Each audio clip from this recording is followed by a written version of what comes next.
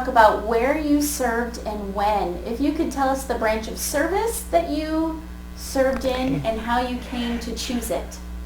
I can't really remember exactly when, but I chose the Navy. Mm-hmm. And I went to school in Memphis, Tennessee, Okay.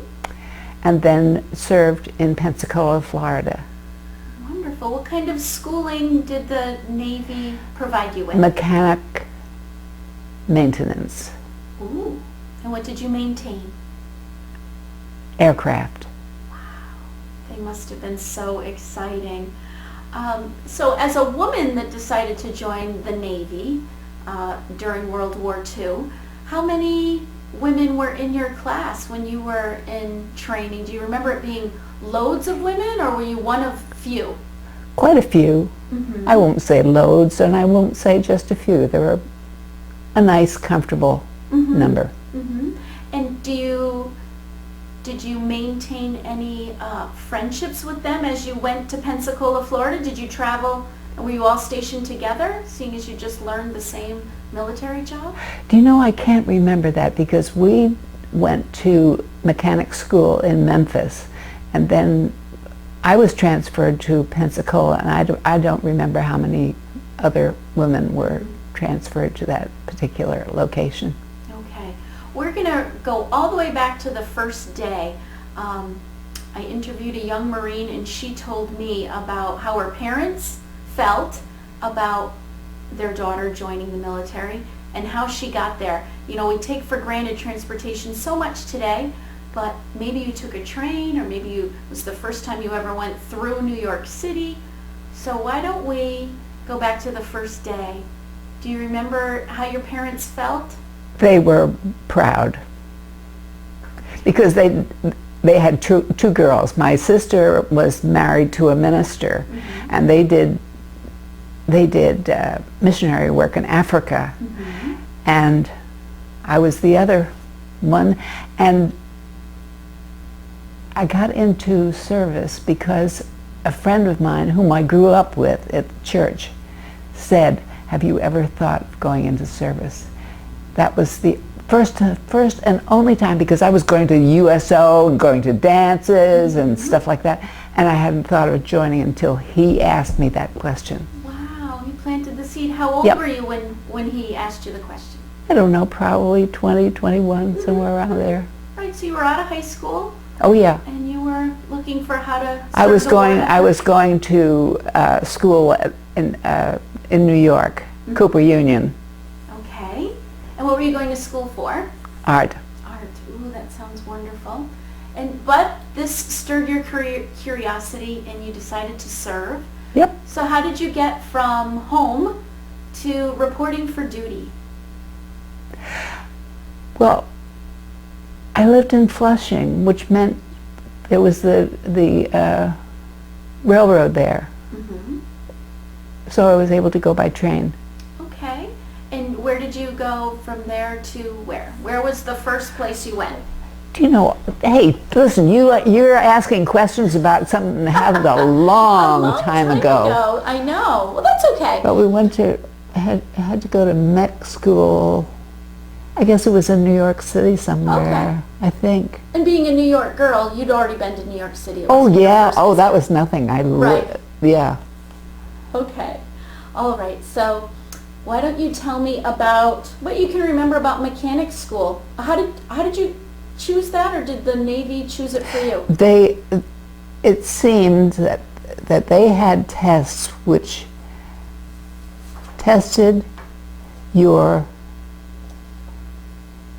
strongest possibility for work. Good. And evidently I got into the, thank goodness my father was like this too. I liked cars and stuff like that. Tinkering and Yeah. tools, and you weren't afraid of getting your hands dirty? No. No, so down went the paintbrushes and out came the toolbox. Yeah. That's great. So what time of year do you think you joined? I have no idea. Okay, all right. If I could dig up some things, if I've kept some things Right. maybe I'd to be able to answer, but I have no idea. That's okay. Tell me, so you made your way to Florida, down to Pensacola, and tell me what a day was like down there for a woman in the Navy. First of all, did you find any men that didn't like that you were a woman in the Navy, or did they love that you were there to help with the war? No, I think we got along just fine. Perfect. And the women had their own barracks Mm-hmm. in Pensacola. Ellison Field was where I was stationed for most of the time. Mm-hmm.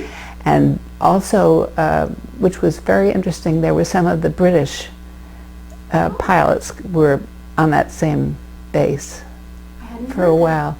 Yep. That's wonderful. And so, okay, what was your typical day like? Would you? Child, you're asking for ancient history. Well, we always think about military you breakfasts. so you get up. Mm-hmm. You have to go to chow hall, get to work, Mm-hmm. do whatever is necessary. Like I was working with planes, so I had to be sure that there was a fire extinguisher out there on the line by the plane, and that somebody was by the fire extinguisher as I started up the planes to warm them up. Whatever plane I was assigned to, had to warm them up to test the engines. Wow. Do you remember the? They're just small trainer planes. Okay. Small trainer planes. And who would come out after you warmed them up? Who would use them? A pilot. A pilot. Uh-huh. And so it was a. And then we teaching had to school? signal them off, and they'd eventually go down the line, take off, and go into formation. Mm-hmm. And would you help them land also? Not actually land, because they had to land quite a way away from from the hangar. But then they taxied in, and we had to signal them into their parking space by the Right. hangar. Wow. How many pilots would be up in the? How many planes would I be have up there? no idea. Seems kind Many. of scary. A dozen. No, you get so used to things. Was it loud? Sometimes. Yeah. What was your daily outfit like? What was your uniform on the? Dungarees. Okay. Yeah. So woman in dungarees. Oh yeah, Nice. love dungarees. Good. Yeah. Well, that sounds wonderful. And did you date any of the pilots? Was Yep. that allowed? Yep. Would you care to share any of that with me? No, but eventually I did marry one of the other mechanics. You did. Oh yeah, Oh, and what's his name? Harry King of Sharon, And Connecticut. that's how we got you to Sharon. Yeah, right. Wonderful. And so, how did you just stay one hitch, or did you ever re-enlist? Did you? I don't remember. No. Okay. I wouldn't say one thing or Mhm. one way or another. Mm-hmm. And when you were in the military, did you and the other ladies have any fun on the weekend? Did you leave the military post and go off into Pensacola, Florida? And We were able to go into town. you were. There was a bus that came Mm-hmm. to the entrance to the base, Mm-hmm. and we could use that bus to go into town. Nice. And did you come home to New York to see your parents for Christmas or Thanksgiving? Do you know, I can't remember that. Or maybe they journeyed down to see you? I don't remember. Okay. All right. So when you were enjoying the USO dances before you joined the Navy, did you find that there was good entertainment, USO entertainment, while you were down in Florida? That was such a minute portion of my memory that I can't answer that well or fine. sanely. Right. Well, like we said earlier, you are 92 years old. Yeah, let's face it. I have such a good excuse. Anything that I do, bleh, Right. you know. Right. You That get away poor with thing. all of it. Darn right. You get away with all of it. And especially being church secretary, I get away with murder sometimes. Oh my goodness. No. We'll have to check Yeah. the floorboards, right? So, when you were serving in the Navy, did you like being called a wave? Were you called a wave? We hear the old terminology, wax and waves. Yes. Why don't you, okay. Do you know what WAVE stands for? Please do tell me. Women Accepted for Volunteer Emergency Service. Wow, thank you for clarifying. You're welcome. That's what WAVES stood for. Wow, so that must have felt like you were really answering the call, emergency service. I wasn't aware of it then, though. It wasn't one of these whoop-de-doo things or anything. Right. It was just, you do it. Right, America needed you. Yeah. You said yes, off you went. That sounds great. So you indicated that you married one of the other mechanics. So would you like to talk about Harry and tell me about maybe what was it like to date a fellow Navy personnel or mechanic? Were you allowed? Oh yeah. Oh yes. He'd come over to the barracks and I'd be called out to the front room and we'd meet there and then sometimes go into town, sometimes not. Oh, okay. And were you married up here in New York or Connecticut, or were you married down on the... I was married in New York, in my hometown. Very nice. Very nice. And how far is that from Sharon? Did you have a long... About 100 miles or so, roughly. So you were lucked out and you picked a fellow that was close enough when you got home that both families could be part of your lives. Yeah. That's wonderful. That's great. So you're not quite sure how long you stayed in the Navy, but how long did Harry stay in the Navy? He made a career. He got out and then he went back in again. And he was a career Navy man. So did you travel around the world with him to all of his duty stations? Not the world, but several places here in the States. Oh, like where? Memphis, Pensacola, Key West. Mostly on the East Coast because our son had a heart situation and he needed to be where and he eventually had open heart surgery at Bethesda Naval Hospital. Wow. Okay. So the Navy was good to you. Yep. Letting you stay near services for your son. That's wonderful. And is he an only child? He was. Okay. Very nice. And did he take up a career with the Navy? No. No. No. And he would not have been accepted, I don't believe. He tried to get into the Marines at one time, but they didn't accept him because he had had open heart surgery. Right. So he was turned down, which was not the happiest day in his life. I'm sure that was disappointing, having a mother and father that served. Yep. Certainly. So when you were... And before you go on, you might ask me more questions about my son. He died. Okay. So... What's his first name? Craig. Craig. Why don't you tell me more about Craig then? How was he as a little boy that was sick with a heart condition and yet did he get to play baseball or run with the kids next door? He was not able in school to be in the physical education programs.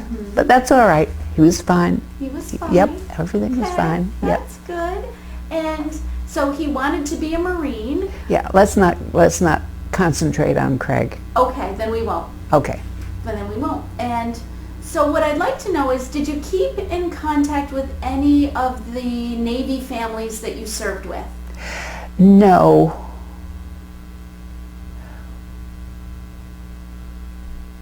Not long term. There were some whom we kept in touch with for a while, but then there was constant moving of us or the people there. I know one family went back to Australia where she had lived, the woman had lived, so we didn't do it. Not beyond a certain point. Sure, sure. And did you, when you settled in Connecticut, did you join the American Legion or the VFW? Oh, I belong to the American Legion. Ta-da! Yay! Tell Tell me Yeah. about that. Tell me about Nothing. No? No, it's wonderful. There's camaraderie there. I have a good feeling when I go to, Yes. especially go to their dinners that they have here. Nice. Yes. Do they get together seasonally or once a month or? Nothing happens during the summer, but then as soon as fall comes, then it's usually once a month. The dinners at the Legion Hall, Yes. and it's fun. Oh, that It's sounds fun. great. Yeah. You know, that's the best part about my job because I'm an Army veteran. Oh, are you? I Oh, that's am. right. They told me that out there. Yes. So maybe I could come to an American Legion dinner. Absolutely, you Yeah. could. I would love to. And the dinners are advertised. I don't know if they advertise them in the paper, but there's a big sign out in front of the Legion Hall that tells you exactly what the date is for the dinners and how much they are and da da da da. Yeah. Sure, the details. But it's wonderful. Okay, well I'll have to track down a The phone. gathering of the clan. Love it. Yeah. Yes, because it doesn't matter if you're Army or Navy. No. In the end, we're all veterans. That's right. We're all That's veterans. So it's, Where were you stationed, incidentally? I was stationed in Germany. Really? Yes. In Aha. the 80s.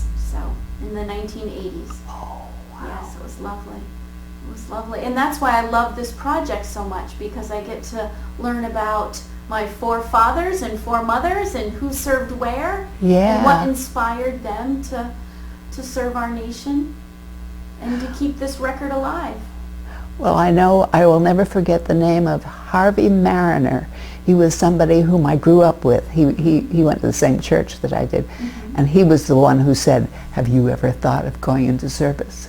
Wow. So you never know what's going to happen. You know, what little tiny thing can become so important in your life as it goes on. You know, oh, my nose itches, what it leads to. So, okay. That's right. Okay,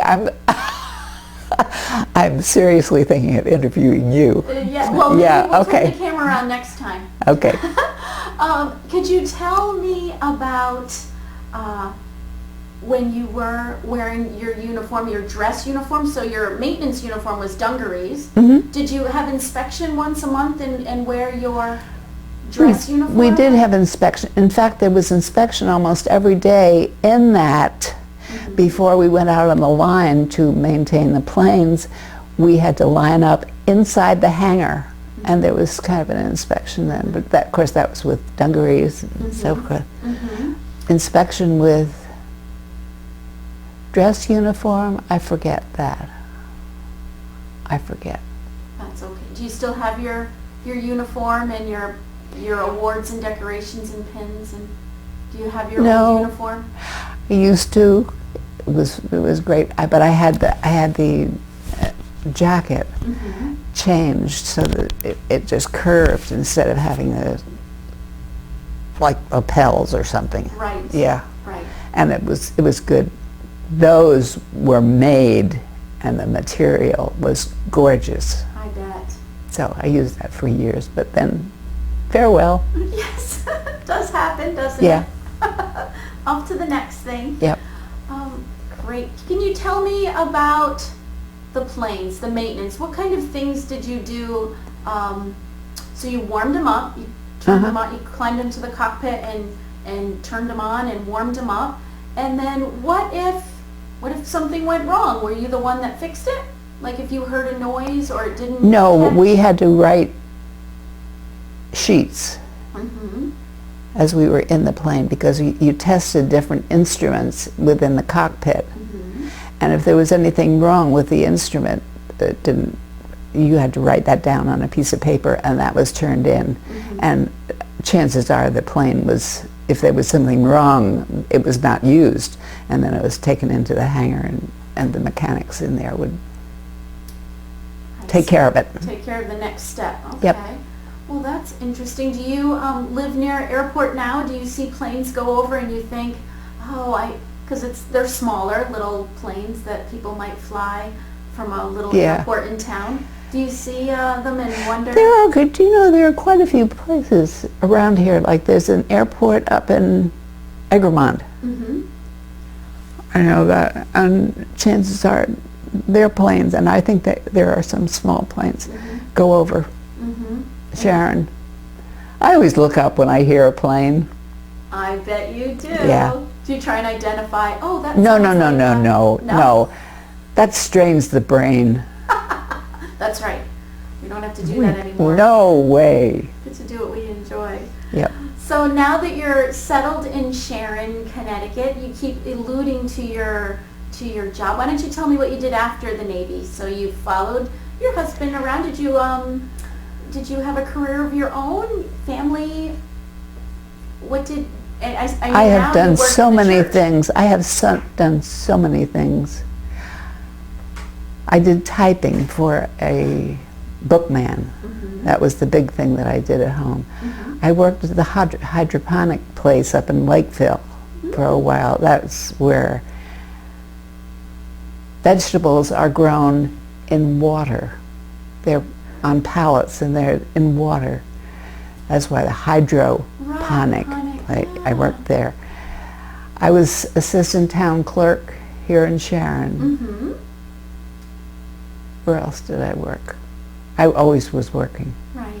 Something. And now you're across the street at what's the church's name? Sharon Congregational Church. And what do you do for the church? I'm the secretary.